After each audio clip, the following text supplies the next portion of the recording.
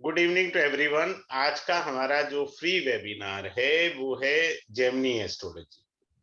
Gemini astrology को मैं as a tool बहुत जबरदस्त यूज करता हूं और आज की क्लास में मेरा ये प्रयास रहेगा कि आप अभी से ही सीख लें और अपनी चार्ट को अभी देख सकते हो। I will try my best कि बहुत इजी वे के अंदर मैं आपको सिखाने का प्रयास करूंगा। ठीक है, अब ये देखिए जेमिनी का हम लोग क्या होता है, कुछ नहीं है, छोटा सा चीज है। इसे आप वैदिक एस्ट्रोलॉजी में एज ए टूल इस्तेमाल करेंगे। मैं करता हूं इंटरप्रिटेशन के अंदर, बहुत जबरदस्त तरीके से करता हूं। इसमें क्या क्या है जो आपने पढ़ना है, पहले वो बता दिया जाए। आपने पढ़ना क्या क्या है, कारक पढ़ने हैं। कारक कितने हैं? देयर आर 7 कारक्स। उसके बाद आपने क्या पढ़ना है? कारकांश लगन। कारकांश लगन पढ़ना है। ठीक है, फिर आपको पढ़ाया जाएगा आरूढ़ लगना। आरूढ़ लगन पढ़ाया जाएगा। आरूढ़ लगन के बाद 4th नंबर पर आएगा उपपद लगना। उपपद लगन ये पढ़ाया जाएगा। उसके बाद आएगा आपको चर दशा के बारे में बताया जाएगा। चर दशा। इसके बाद आपको गिफ्ट मिलेगा, वो पढ़ाया जाएगा। योगिनी दशा पढ़ाया जाएगा फ्री ऑफ कॉस्ट, वो गिफ्ट है मेरी तरफ से।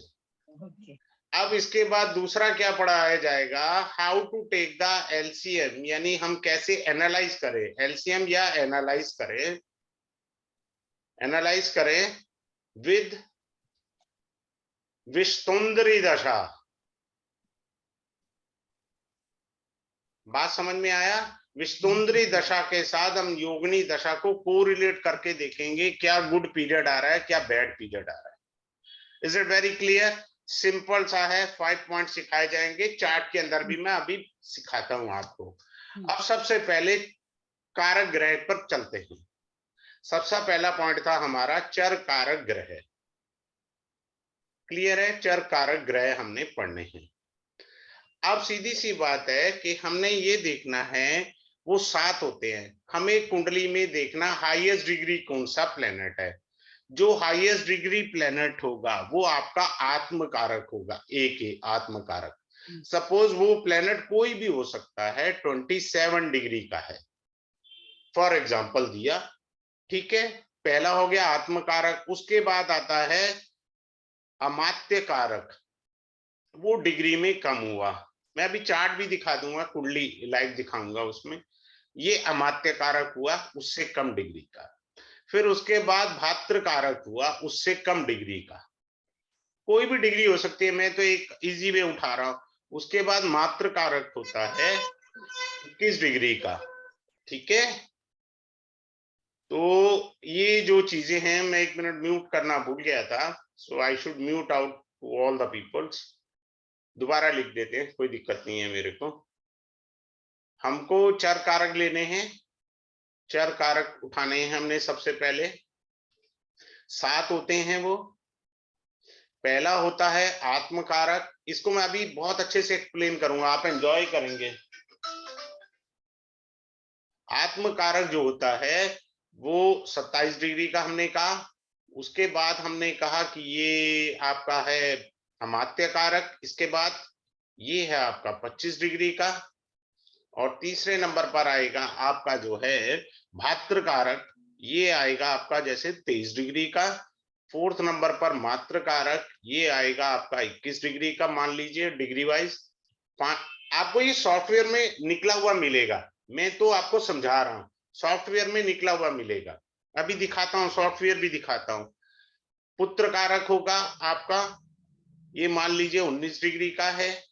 6ठे नंबर पर आया ज्ञाति कारक, ये हुआ आपका 17 डिग्री का। और 7वें नंबर पर आया आपका दारा कारक, ये हुआ आपका मान लीजिए 15 डिग्री का। हमने डिग्री की एक सीक्वेंस बना ली, सिंपल सी। आगे कारक लीजिए, कोई भी ग्रह हो सकता है। क्लियर है? आत्म कारक किसको रिप्रेजेंट करता है? सेल्फ को। जब हमने अपने आप को देखना है तो आत्म कारक देखेंगे, सेल्फ को। अब आ जाइए, हमने अमात्य कारक का मतलब है कैरियर से रिलेटेड देखना है तो अमात्य कारक देखेंगे। सिबलिंग से रिलेटेड देखना है तो हम जो है भातृ कारक देखेंगे। मदर को देखना है, फोर्थ हाउस को देखना अपने चार्ट में, vehicles, property, mother, education, then will see मातृ कारक। अब हमने संतान को देखना है, संतान भाव को देखना है, इंटेलेक्चुअल देखना, अपना इंटेलिजेंस देखनी है, तो पुत्र कारक देखेंगे। पांचवा घर हमारा संतान का होता है ना, तो यहाँ कारक इसका नाम है पुत्र कारक। इसके बाद आता है ज्ञाति कारक। ज्ञाति कारक का मतलब होता है हमारा संघर्ष। जैसे हमारी कुंडली में छठा घर होता है, संघर्ष को, प्रॉब्लम्स को बताता है, तो ज्ञाति कारक वो हुआ। अब दारा कारक होता है स्पाउस कह लीजिए या पार्टनरशिप कह लीजिए, स्पाउस या पार्टनरशिप। मैं बीच में हिंदी और इंग्लिश इसलिए मिक्स कर देता हूं सो दैट जो बेचारे हिंदी नहीं जान पाते उनके लिए भी इजी हो जाए, और जिनको हिंदी अच्छी आती है उनका तो खैर इजी है। अब ये सारे हो गए, फिर से रिपीट कर रहा हूं। आत्मकारक सेल्फ के लिए, अमात्य कारक कैरियर के लिए, भातृ कारक सिबलिंग के लिए, यानी इसे आप मंगल कह सकते हैं, मंगल हमारा सिबलिंग का कारक होता है। मातृ कारक मून हमारा मदर का कारक होता है। जैसे पुत्र कारक ये संतान आ गया, पांचवा ज्ञाति कारक।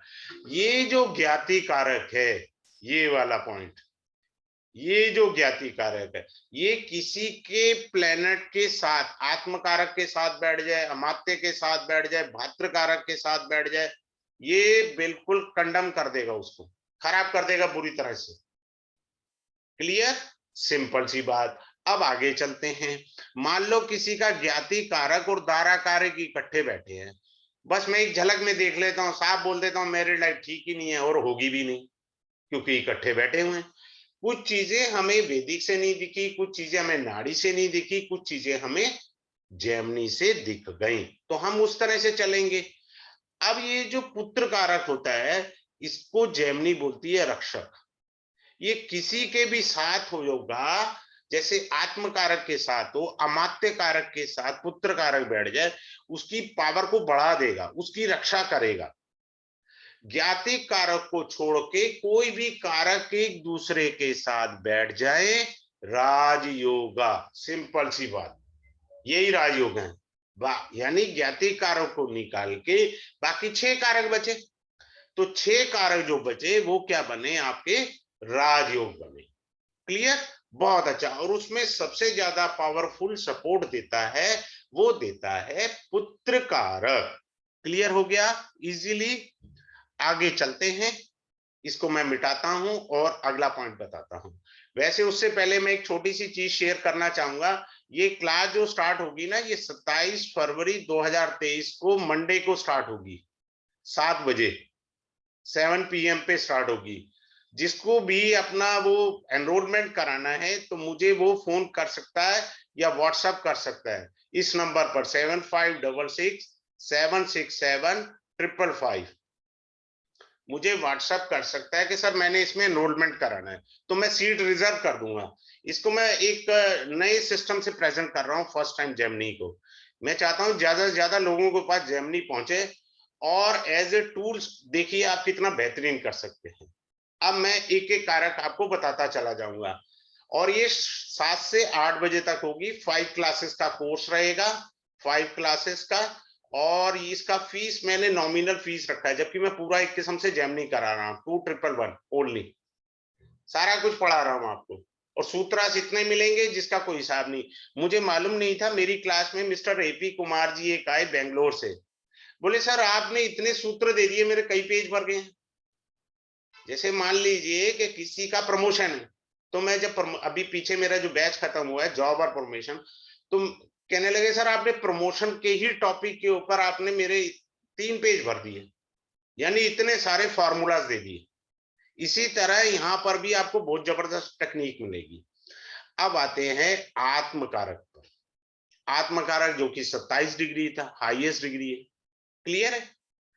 अब ये क्या करता है वो समझते हैं, आत्मकारक वाही हिंट वाइज, क्लास में डिटेल वाइज, ठीक है। ये जो आत्मकारक होता है सेल्फ से होता है। क्या होता है, सेल्फ से, जो मैंने अभी बताया।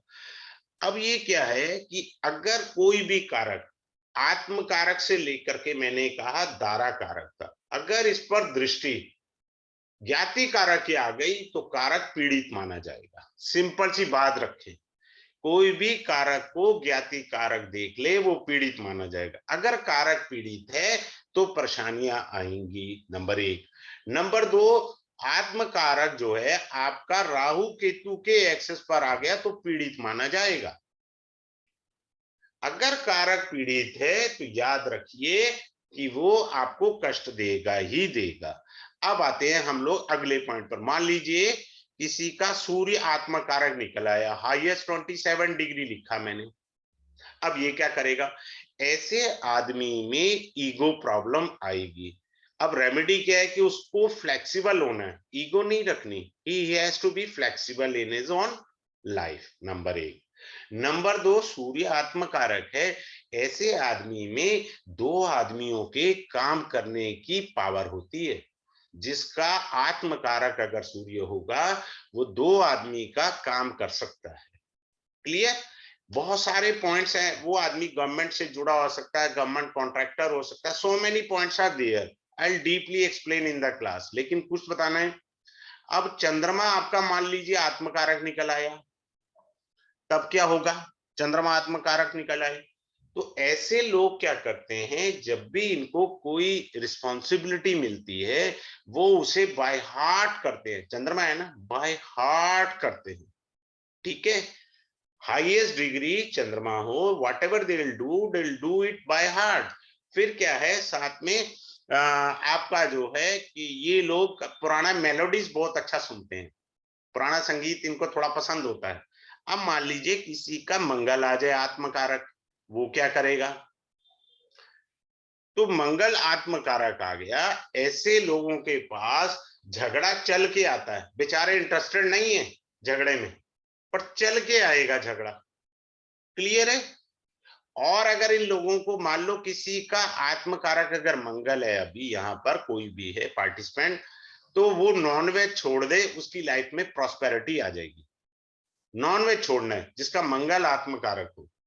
अब मान लीजिए किसी का बुध आत्मकारक है, बुध बन गया आत्मकारक, तो क्या है, ऐसे आदमी को वाणी का प्रभाव रहेगा, इस जन्म में वाणी का प्रभाव रहेगा।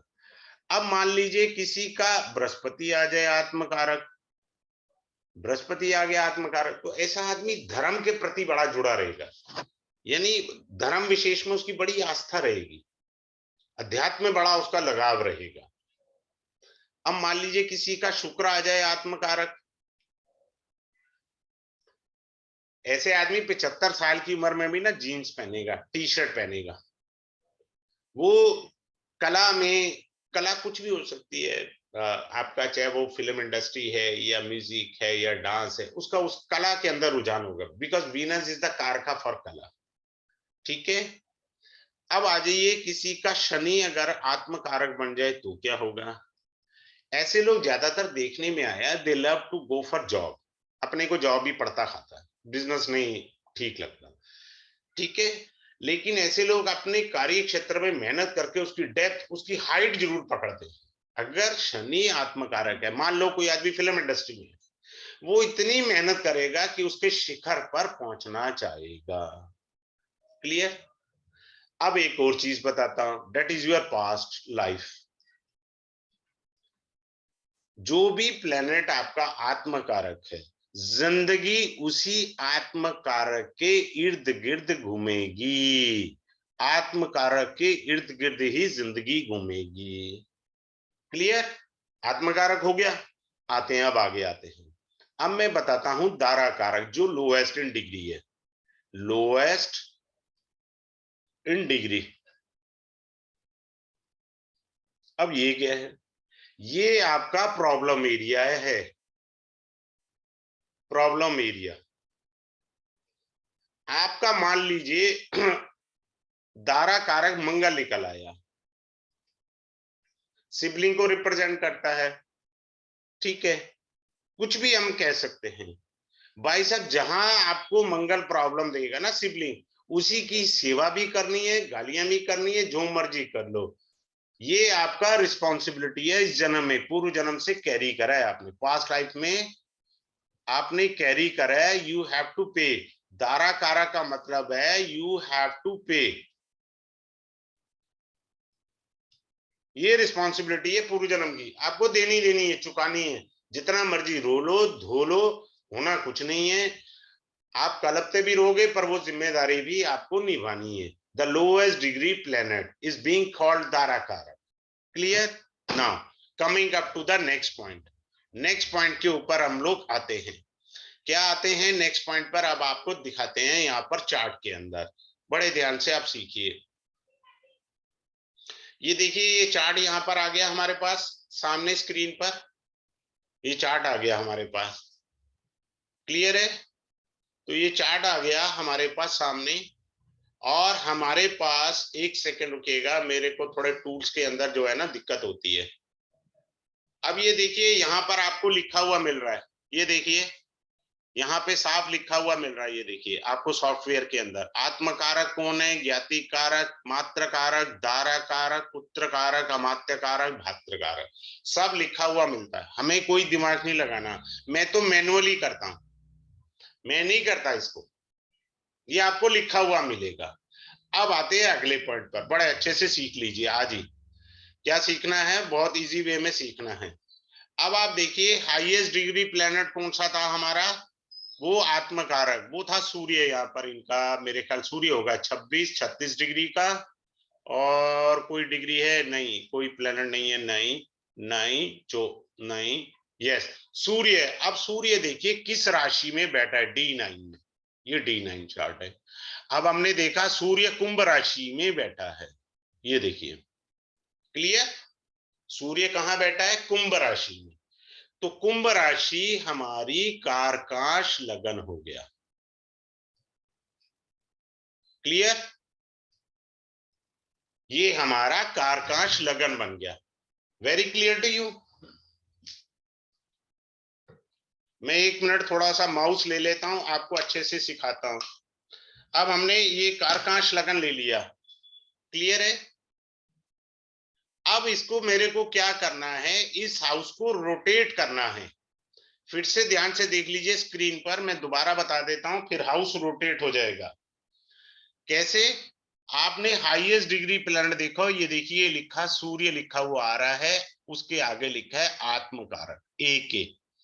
अब हमने देखना है कि ये नमाज कुंडली में कहां बैठा है। ये कुंभ राशि में बैठा है, तो कुंभ राशि हमारी क्या हो गई?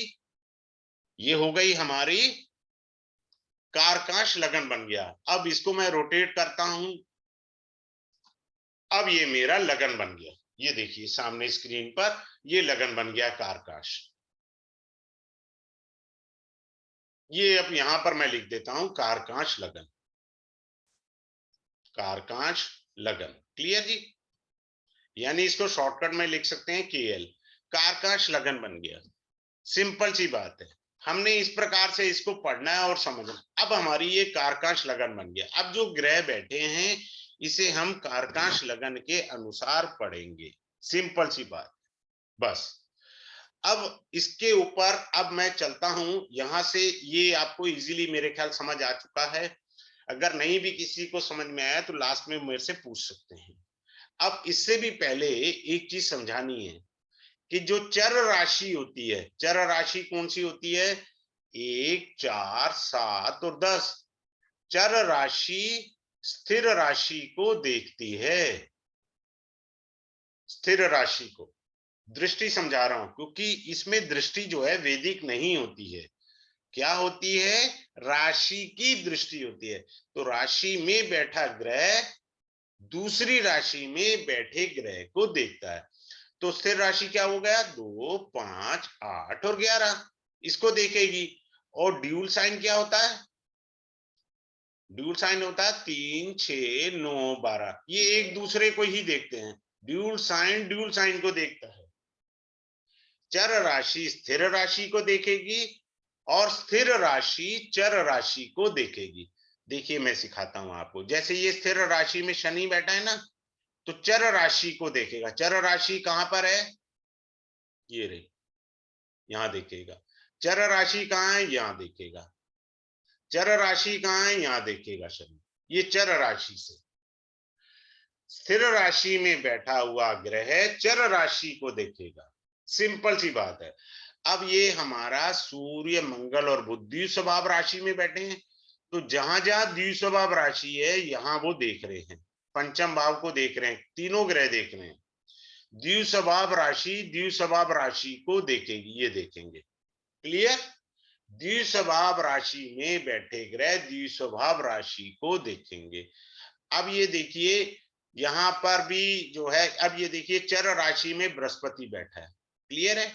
अब ये स्थिर राशि को देखेगा, साथ वाली को नहीं देखता, जो बिल्कुल साथ में है उससे आगे वाली राशि को देखेगा। इसको देखा इसने, ये स्थिर राशि है वृश्चिक राशि।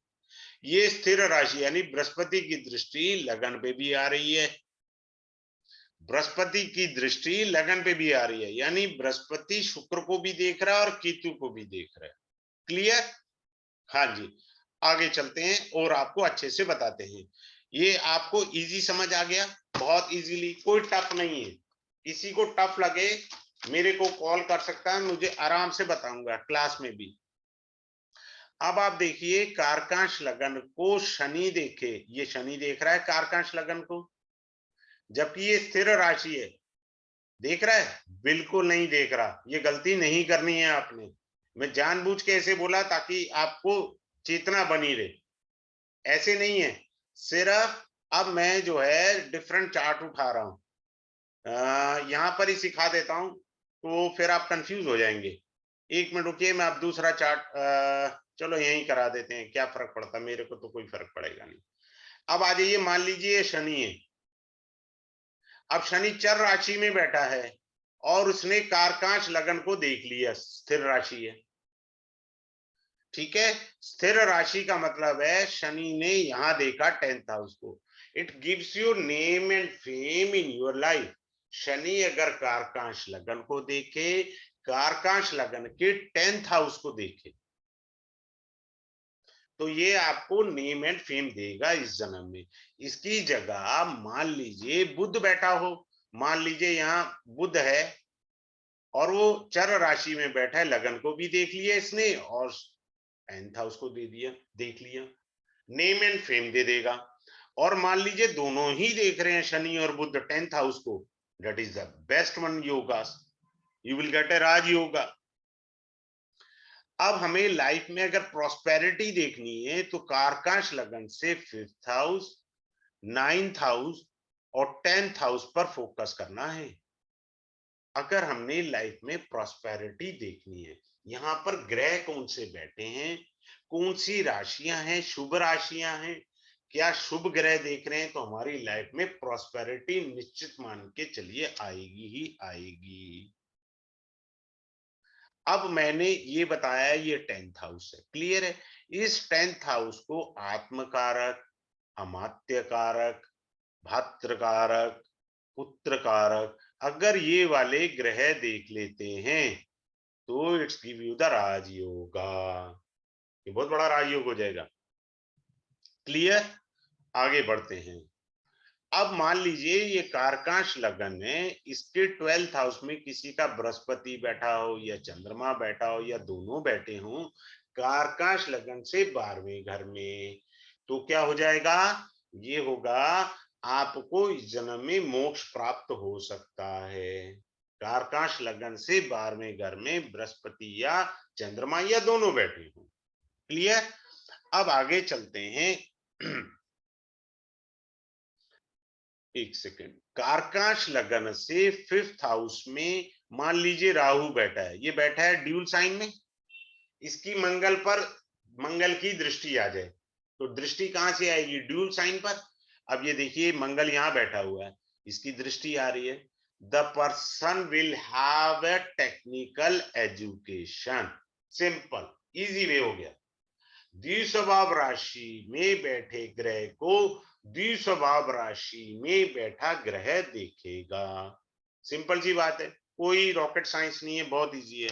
The person will get a technical education. अब आ जाइए और बताते हैं।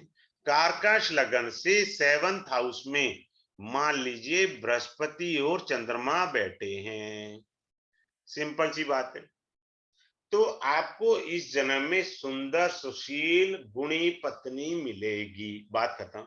अब लोग क्वेश्चन पूछते हैं ना जी मेरी पत्नी कैसी मिलेगी, भाई साहब आपको सुंदर सुशील और गुणी पत्नी मिलेगी, ये कारकांश लगन हो गया। क्लियर है? अब थोड़ा सा रोग बताते हैं कारकांश लगन से। अगर मान लीजिए कारकांश लगन में बैठा है चंद्रमा, बैठा है स्थिर राशि में बैठा है, अब मंगल कहां से देखेगा? चर राशि से देखेगा। तो चर राशि कौन सी है? ये रही। क्लियर है? मंगल यहां बैठा दिया हमने, इसने चर राशि से मंगल ने चंद्रमा को देख लिया। तो ऐसे आदमी को जो रोग होगा वो कॉम्प्लिकेटेड होगा, can not be easily trace out. कितना इजी है यहां पर इसको बता देना। ठीक है? कारकांश लगन में अगर चंद्रमा बैठा है और मंगल देख ले, देखेगा कहां से? मैंने यही बताया, चर राशि स्थिर राशि को देखती है। राशि देख रही है तो राशि में बैठा ग्रह भी देखता है। तो कॉम्प्लिकेटेड रोग होंगे। आगे चलते हैं। अगर मान लो किसी के कारकांश लगन में सूर्य और राहु बैठा है और सूर्य बली है, अगर बली नहीं है तो ये स्नेक काटने का योग है या फूड पॉइजनिंग का योग बन गया। सिंपल सी बात, कोई दिमाग नहीं है। अगर सूर्य आपका मजबूत है, बली है, the person could be a doctor if Surya और Rahu sitting in the Karakamsha Lagna. Clear? अब जो है, अब आ जाइए एक और सूत्र मैं बता देता हूं। कारकाश लगन से 12th हाउस में मंगल बैठा है, the native is doing upasana of lord Hanuman ji. कारकाश लगन से 12वां घर हम उपासना के लिए भी देखते हैं। मंगल बैठा है तो मंगल हनुमान जी की उपासना करता है। आपको कारकाश लगन के कम से कम 50 प्लस सूत्र आपको बताए जाएंगे। हो सकता है मैं 80 सूत्र दे दूं, वो मेरे ऊपर है। 50 प्लस सूत्र आज मिलेंगे। ऐसा नहीं है 2 सूत्र बता दिए हो गया जी कोर्स खत्म, ऐसे नहीं मैं करूंगा।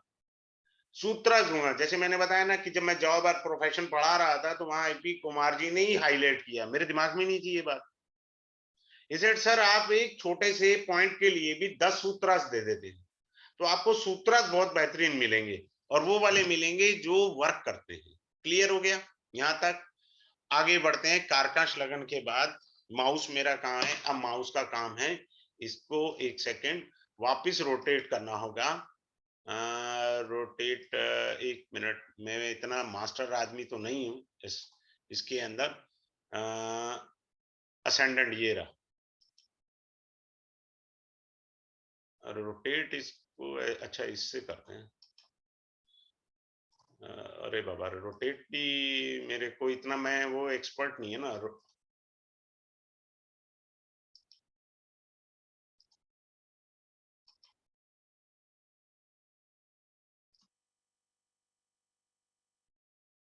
एक सेकंड रुक जाइए, मैं देखूं अगर हो जाए ठीक है, नहीं तो मैं उसके बिना भी चल दूंगा। हम्म।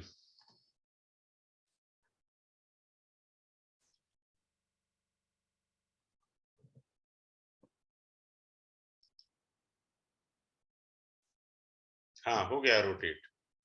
वो थोड़ा एक्सपर्ट आदमी नहीं है ना, हम लोग टेक्नोलॉजी वाले पढ़ाना जानते हैं, टेक्नोलॉजी में नहीं। अब ये लगन आ गया। अब हमने पढ़ना है आरूढ़ लगना। क्या पढ़ना है? आरूढ़ लगन। आरूढ़ लगन क्या होता है, बड़े ध्यान से देखिएगा। आरूढ़ लगन बहुत सिंपल है। आरूढ़ यानी इसका स्वामी कौन बना? मंगल बना। मंगल कहां बैठा है? 5वें घर में। देखिए मंगल ये बैठा 5वें घर में। अब यहां से 1 2 3 4 5, अब ये जो बना है मेरा वो आरूढ़ लगन बना। क्लियर? क्या बना? 9th हाउस बना मेरा आरूढ़ लगन। अभी ये कुंडली बड़ी आपको खराब दिख रही थी। बहुत सारे लोग आरूढ़ लगन को इवन नाड़ी में भी यूज करते हैं। क्लियर है? अब आरूढ़ लगना जो है इसमें उच्च का बृहस्पति बैठा है, तो इसका क्या अर्थ है? ये इंपॉर्टेंट है। इसका अर्थ है कि जातक का जन्म एक अच्छी फैमिली में हुआ है। जातक इस जन्म में स्लोली अपने ज्ञान से प्रसिद्धि पाएगा। देखिए इस बाई चांस इस चार्ट में Jupiter is exalted in the आरूढ़ लग्न इटसेल्फ।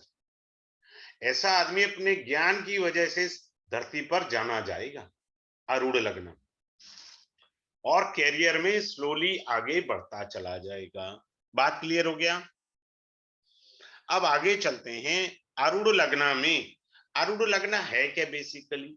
आरूढ़ लग्न आपकी इमेज बताता है सोसाइटी में आप कैसे जाने जाते हैं। बहुत सारा डीपली सीक्रेट मैं रिवील करूंगा क्लास में, हल्की सी झलक आपको देता जा रहा।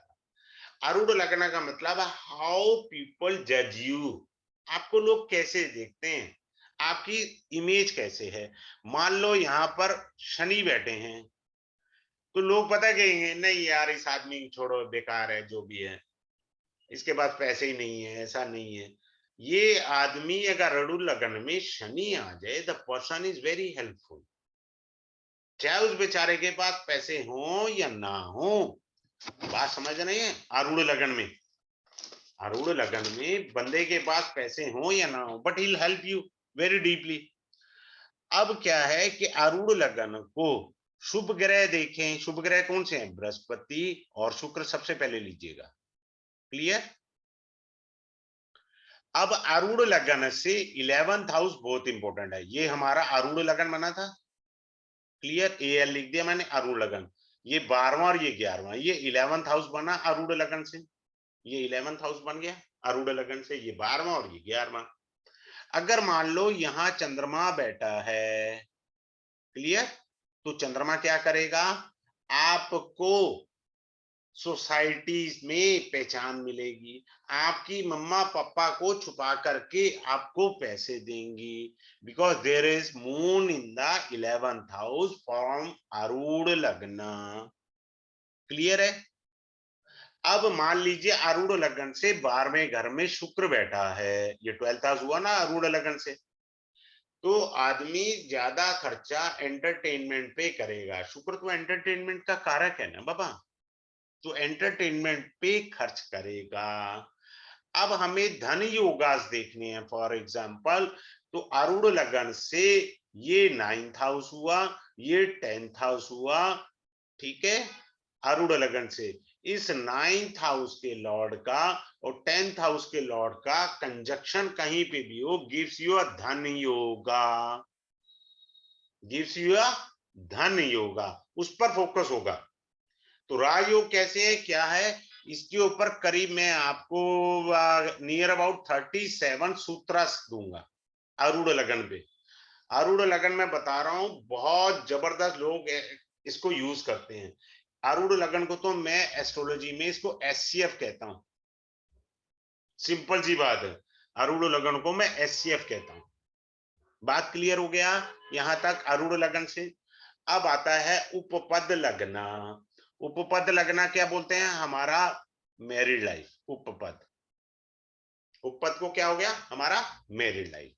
अब इसका स्वामी बना शुक्र। अब देखिए जी शुक्र महाराज कहां बैठे हैं? 1 2 3 4 5, यानी यहां से 5 बैठे हैं। अब यहां से चलना है 1 2 3 4 5, ये बना हमारा उपपद लगना, यूपीएल। ये हमारा क्या बना जी? उपपद लगना। अगर उपपद लगना पर ज्ञाति कारक की दृष्टि है, you have some problems in your married life, चाहे वो छोटी हो या ज्यादा हो। अभी इस उपपद लगना से यहाँ जुपिटर है, शुभ ग्रह है, तो इस जातक को पत्नी और बच्चों का, अध्यात्म का, ज्ञान का, धन का सुख प्राप्त होगा। मान लो शुक्र बैठा हो, तो बृहस्पति की जगह शुक्र बैठा हो, तो पत्नी और बच्चे दोनों का सुख भरपूर मिलेगा इस जन्म। कोई दिमाग नहीं लगाना, ये सूत्र जितने इजी है। अब ये जो उपपद लगन है, अब उपपद लगन हमारा ये बना। अब यहां से 5th हाउस ये हुआ उपपद लगना से, यहां से चले तो ये 5th हाउस बना हमारा।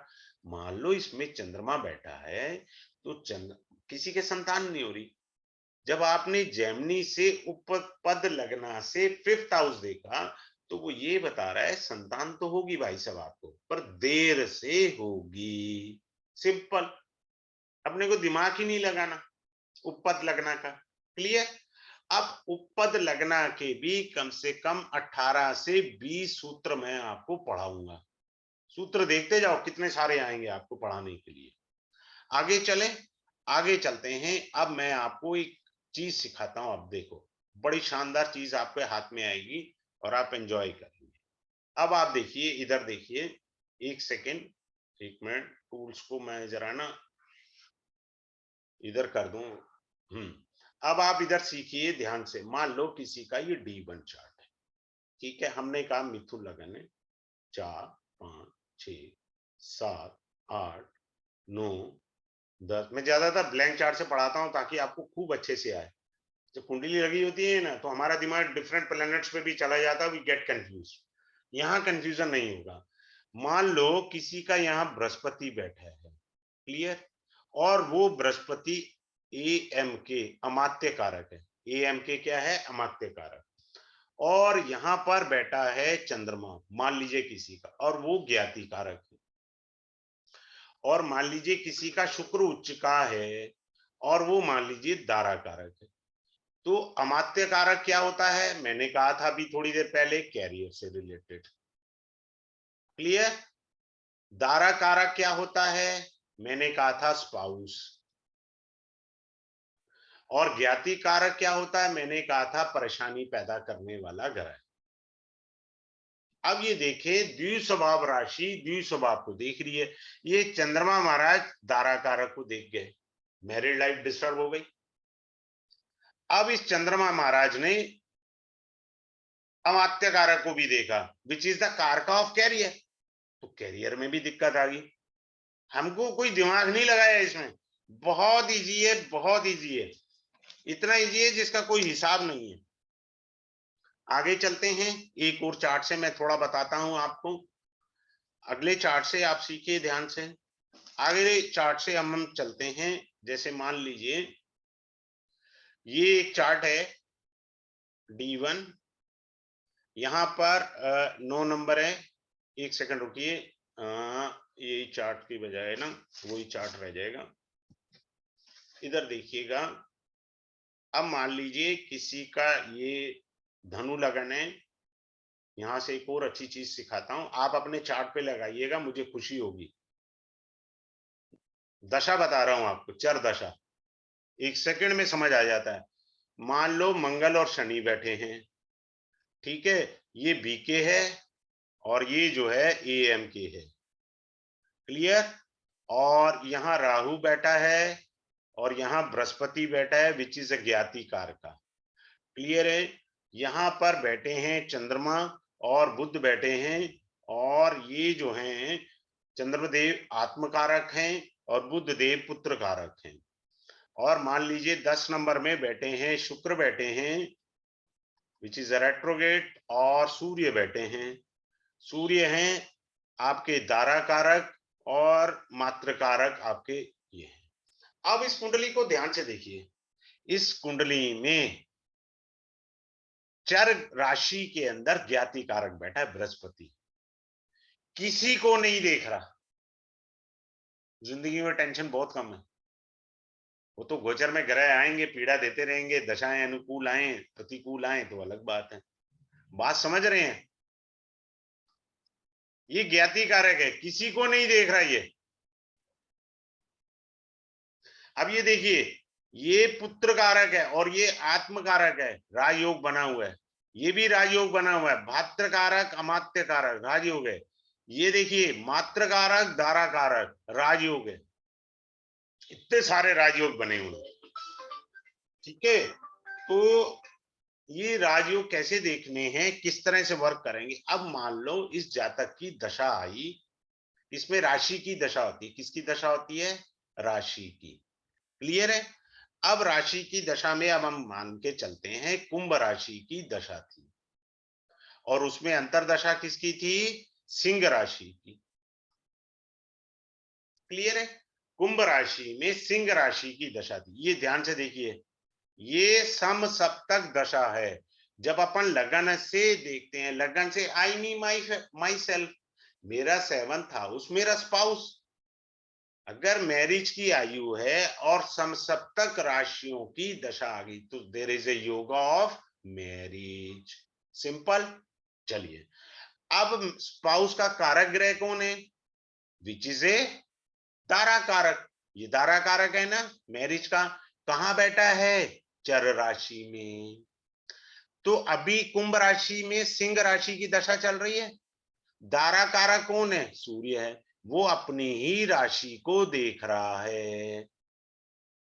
चर राशि में बैठ करके स्थिर राशि को देख रहा है। There is an marriage yoga. So you can say during this period you will get married. Simple. कितना इजी हो गया आपको बताना? क्लियर है? यहां तक समझ आया? आगे चलते हैं, संतान को जानते हैं। संतान का क्या है, बड़े ध्यान से समझिए। दशा थी कुंभ राशि की जो चल रही थी, उसमें मीन राशि की दशा आई। क्लियर है? कुंभ राशि में मीन राशि की दशा आई। मीन राशि कहां है जी? ये रही। इस मीन राशि को कौन सा ग्रह देख रहा है, हमें देखना है। ठीक है ना? अब देखिए, ये द्विस्वभाव राशि है। द्विस्वभाव राशि को द्विस्वभाव राशि देखेगी तो देखिए पुत्र कारक देख रहा है। इधर देखिए, पुत्र कारक देख रहा है तो इसको संतान की प्राप्ति होगी, यानी child of A birth. Child of A birth, child of A birth. ठीक है, हम ये कह देते हैं, मेल फीमेल नहीं बोला जाता, आजकल सरकार मना करती है। तो चाइल्ड ऑफ ए बर्थ हो गया। सिंपल सा। क्योंकि मीन राशि को पुत्र का राशि को देख कौन सा ग्रह रहा है, हमने ये सिर्फ देखना, छोटा सा, इजी है। कोई रॉकेट साइंस नहीं है कि आपको नहीं आएगी।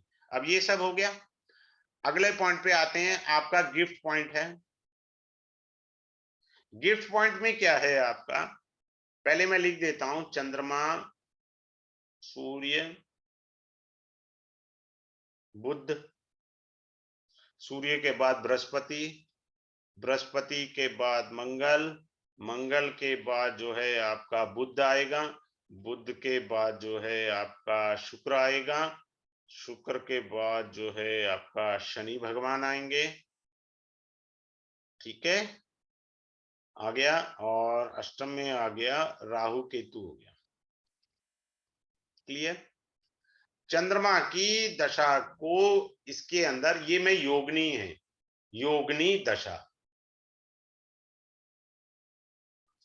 चंद्रमा को बोला जाता है मंगला, सूर्य की दशा को पिंगला, बुध की दशा को भद्रिका बोला जाता है, भद्रिका। बृहस्पति की दशा को धान्या बोला जाता है। मंगल की दशा को हाँ ब्राह्मरी बोला जाता है। और शुक्र की दशा को सिद्धा बोला जाता है। और शनि की दशा को उल्का बोला जाता है। और राहु केतु तो महाराज तो है ही है, संकटा, ये तो संकट देने ही देने हैं। अब इनका कोरिलेशन मुझे जेमिनी एस्ट्रोलॉजी के में मैं एक्स्ट्रा पढ़ाऊंगा आपको एज ए गिफ्ट। उसके क्या करूंगा, इसका कोरिलेशन आपको विश्वतोंद्री दशा से सिखाऊंगा। विश्वतोंद्री, विश्वतोंद्री दशा से। क्लियर है? विश्वतोंद्री दशा से आपको कराऊंगा और एलसीएम लेकर के कि एक्यूरेट जो है पॉजिटिव पीरियड कितना है आपके पास, एक्यूरेट नेगेटिव पीरियड कितना है आपके पास, ये आपको जो तुलनात्मक अध्ययन है वो आपको अच्छे से सिखाया जाए। ठीक है, चलिए अब मैं फिर से रिपीट कर देता हूं, ये क्लास स्टार्ट होगी मंडे को, date will be on 27 February 23।